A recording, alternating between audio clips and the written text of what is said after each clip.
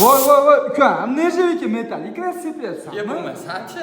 Baribir sepgandan keyin ko'chib ketadi-yu. Endi bu ko'chmaydi. Qanday ko'chmaydi? Buni o'zini siri bor. Qanaqa sir ekan? Nima sepyapsan? Kamerasiz o'chiring, nima? Sir demagin, go'ringga olib ketasan bu sirni. Odamlar yaxshilik qoladi. Bo'ladi, nima sepyapsan? Bo'pti, bo'lmasa yurakchani bitta qizartirib tursa aytaman. Akalar yurakchani qizartirib turinglar, qani nima sepyapti bilib olamiz. Qarang, men ishlatib turgan mahsulot sintajda 4+1 iboksidni gruntovkasi. Bu ana shunday nechaviki detallar, alyumin diskalar, mashina petliklariga takomillashtirilgan gruntovka hisoblanadi. Demak, buni eboksidning samarasi juda ham kuchli ekan. Bo'lmasa-chi, buni atiditili ham boshqa atiditlardan farq qiladi.